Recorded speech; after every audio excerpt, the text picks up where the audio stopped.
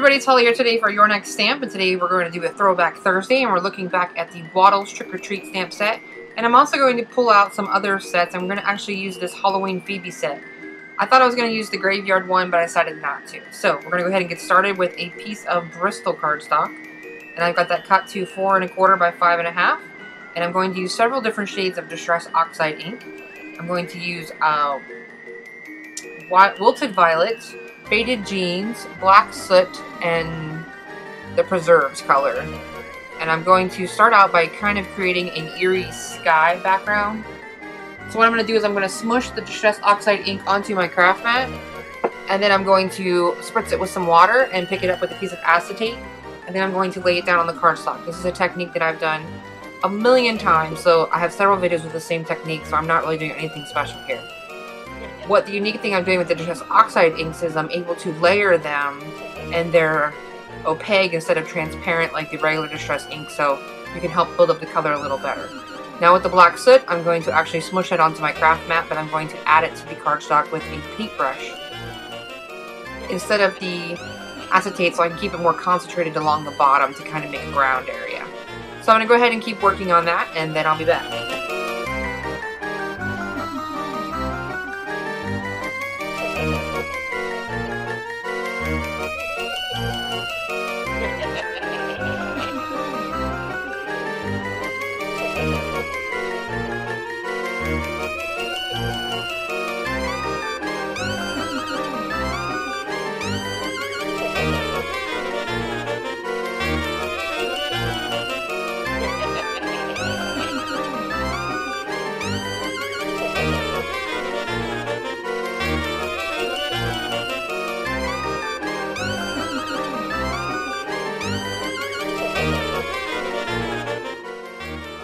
So now that the background's all set aside and it's drying, I'm going to go ahead and figure out how I want my layout to look. So I'm using a stitch rectangle die, and I'm kind of putting my pieces in there to kind of figure out what I want my scene to look like.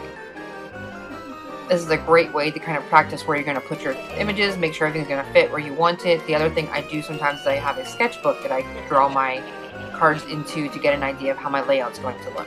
So I'm going to start out by die cutting the haunted house image from the Phoebe Halloween stamp set. It's got a haunted house die cut in there, and I'm going to cut that out of some black cardstock. And then once I've got that die cut, I'm going to go ahead and stamp the penguin images onto some Bristol cardstock using some Ranger Archival black ink. And then I'm going to color them in using the Zig Clean Color Real brush markers and the Nuvo water brushes. I'm using the medium and the fine. And then once I've got them all colored, I'm going to go ahead and use the coordinating die cuts to cut them out, and then I'll be back and we'll finish the card.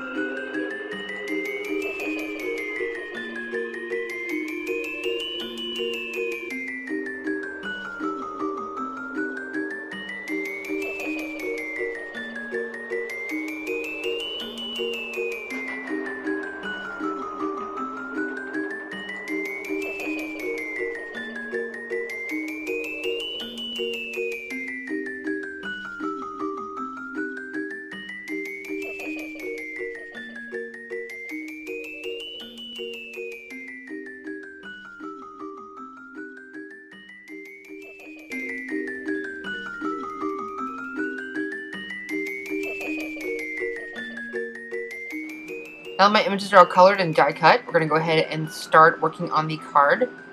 So I'm going to go ahead and use an X-Acto knife, and I'm going to cut a line into my scene here, the little background that I created. And then I'm going to slip the haunted house down in behind it. And I'm doing it this way so that it kind of creates the illusion that it's behind a hill or it's sitting off in the background. You don't want it to just be sitting there with nothing covering the bottom of it.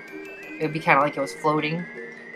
So I'm going to go ahead and do that, and then I'm going to make sure the panel is nice and dry and add some anti-static powder. And I'm going to stamp the sentiment in the upper left-hand corner, and then I'm going to heat set that in some white embossing powder.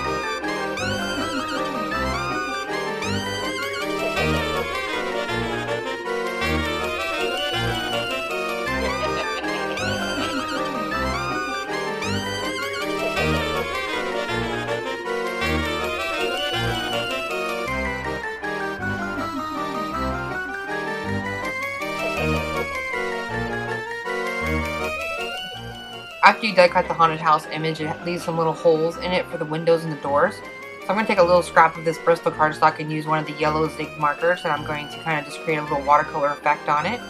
And then I'm going to trim it up and glue the pieces behind the haunted house so that the yellow shows through the windows.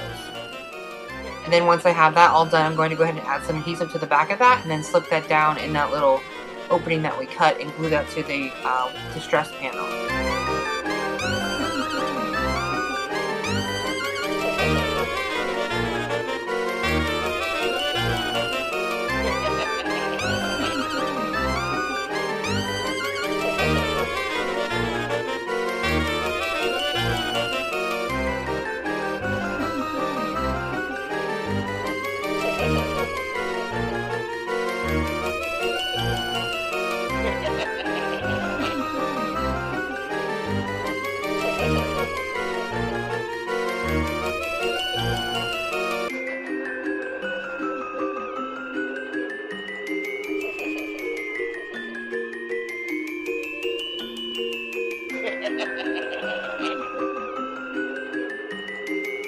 So I've got some pattern papers from Doodlebug Designs here. I decided to go with the Booze and Brews pack, and I'm using the piece of white that has some colorful little stars on it. So I'm going to go ahead and trim that piece down to 4 1/4 by 5 1/2, and I'm going to add some adhesive to the back of that and attach it to a white card base. And then I'm going to go ahead and add some foam tape to the back of that distress panel where our scene's created on, and then I'm going to adhere that to the front center of the card, just kind of centering it in the front. And then I'm going to go ahead and add some foam tape to the back of the penguins, and then I'm going to add some glue to the back of the moon and just kind of secure that down. And then to finish the project off, I'm going to go ahead and add some black enamel dots from the Your Next Stamp Spellbound collection of gumdrops. So that pretty much finishes off my card for today. So I hope you enjoyed this week's edition of Throwback Thursday. We'll see you again next month with another edition, so have a great week. Thanks for watching. Bye-bye.